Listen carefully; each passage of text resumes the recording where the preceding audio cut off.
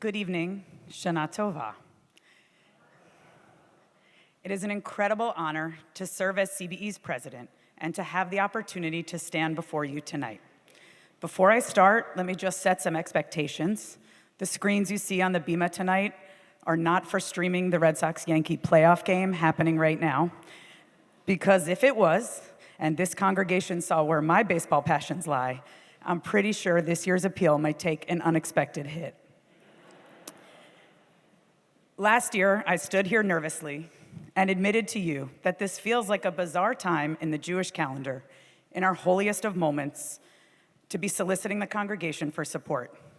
And yet a few weeks ago, after Shabbat services, when I shared a similar sentiment with a fellow congregant, instead of validating my discomfort, he said quite reassuringly, "Hey, it's tradition." And suddenly my approach shifted. For my family, tradition is the root of how and why I find myself here today, immersed in a community that has given us so much. The traditions we share tonight of prayer, song, inspiration, reflection, and togetherness. And the traditions that underlie so much of what CBE provides throughout the year. The apples and honey last week, the songs, food, classes, Shabbat, holidays. The ways in which we here at CBE are living out our Jewish values and maintaining our most treasured traditions day in and day out.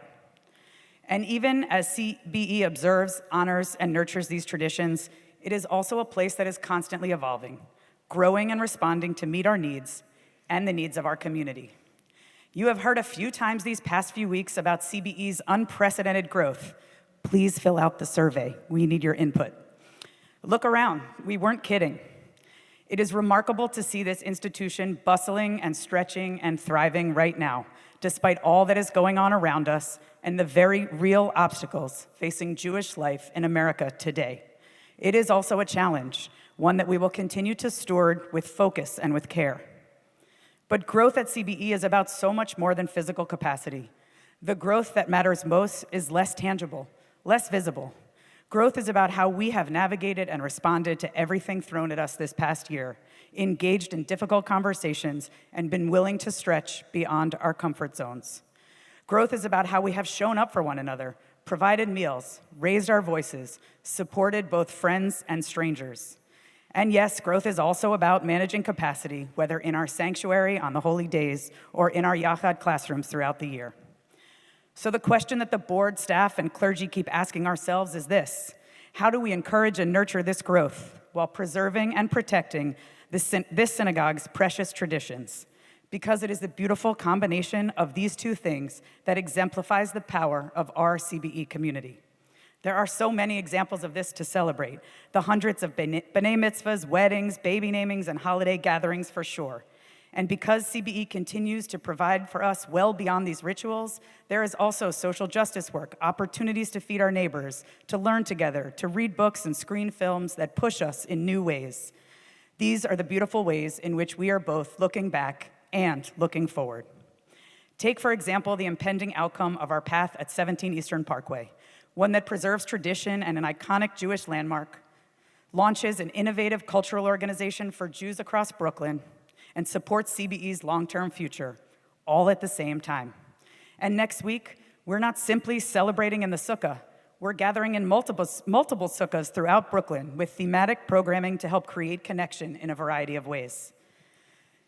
No one is modeling this careful weaving of growth and tradition more than our clergy, who continue to lead us through our most sacred moments and call us to action with courage, love, and inspiration.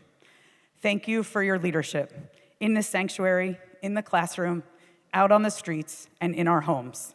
And thank you, of course, to the incredible CBE staff who execute and manage it all with tremendous professionalism and care.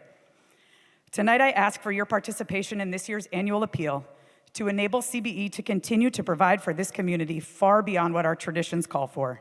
You know by now that dues alone are not sufficient to allow CBE to continue to do everything it wants to do and everything we need it to do.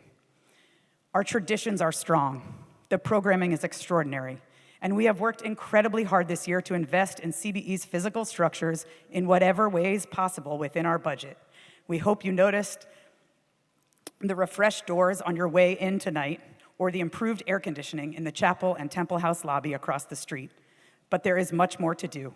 And while budget limitations will never interfere with our security operations, recent restrictions to federal funding further increase the burden on CBE to cover these costs.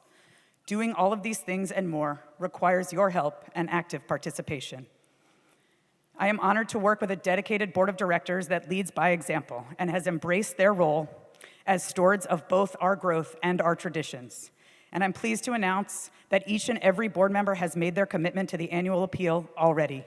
Thank you. We're focused on increasing participation in this year's appeal, and we hope that each and every one of you will join us in supporting CBE at this pivotal moment. You can fill out a pledge card tonight or respond to the emails that will be forthcoming. Spoiler alert, the emails stop once you make your gift.